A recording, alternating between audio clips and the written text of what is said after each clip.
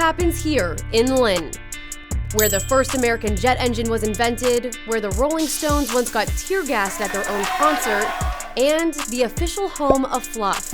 Ah yes, the marshmallow cream New England staple made of 4 simple ingredients. And every day they crank out 40,000 pounds of it. That's 8 million pounds of the sweet and sticky treat a year. We make more now than we've ever made before. And that's saying a lot because John Durkee's family has been making Fluff at this factory for nearly 100 years. My grandfather and his childhood friend from Swampscott, Fred Moore, came back from World War I, and they started making hard candies. Soon they went into business with a man from Somerville named Archibald Query. And yes, that is a real name. Marshmallow Fluff was invented here in Union Square in 1917 by Archibald Query. Wait, so is Somerville the official home of Fluff? Let's start this over. It happens here in Somerville, the 16th densest city in America, the birthplace of David Wade, and the official home of Fluff? Yeah. Archibald Query worked on and perfected his recipe for marshmallow cream here in Somerville. He eventually sold his recipe to Alan Durkee and Fred Mower for only $500. Mimi Graney has been paying homage to the Somerville invention for 13 years.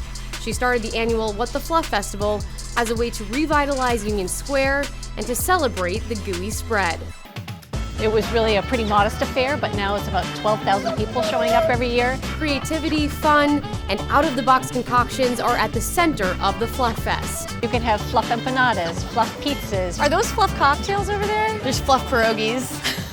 Even Fluff hot dogs? So I think it's a Fluff cheese sauce. And they even have Archibald Query, the inventor of Fluff. Do you look like Archibald Query? No. But of course, the pièce de résistance in the world of Fluff is the Fluffernutter sandwich. It's all because of this, the coining of the term Fluffernutter sandwich, that helped make Fluff a New England staple and rise to the top of the marshmallow cream industry. But the sandwich's origin may have happened here in Melrose, where the great-great-great-grandchildren of Paul Revere, Emma and Amory Curtis, were also early pioneers in marshmallow cream. When they first started selling snowflake marshmallow cream, it was not a household name. They kind of had to explain what it was for and how to use it.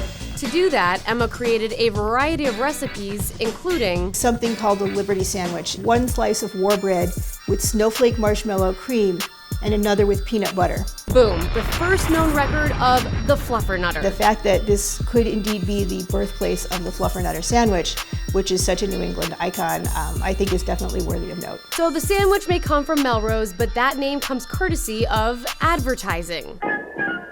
Oh, you need fluff, fluff, fluff to make a fluffernutter. Marshmallow fluff and lots of peanut butter. And it just took off from there. It just rolls off the tongue so easily. But the Fluffernutter hasn't been without controversy. You want it? No, it's yours. It's yours. No, that's all right. I've already had mine for the day. The state lawmaker is taking aim at one of the staple foods of generations of New England kids. It's the Fluffernutter sandwich. Not exactly nutritious by any standard, which is why State Senator Jarrett Barrios wants to limit just how often public schools can serve them. What could be healthier than a Fluffernutter? Look at that. I love a Fluffernutter, just not as my child's main course 5 days a week. The backlash was bigger than anyone could have imagined. We got phone calls from Los Angeles, from Australia, New Zealand. It was mind-boggling how big a thing that became. Representative Kathy Ann Reinstein even fought back by proposing to make the Fluffernutter the official state sandwich. Unfortunately, it quietly died in committee. But with the demand for Fluff growing, Lynn, Somerville, Melrose, and Swampscott can all agree the future of Fluff looks pretty sweet. It's nice being that we're still here after 100 years, and hopefully we'll be here another 100 years. It Happens Here is driven by your New England Chevy dealers.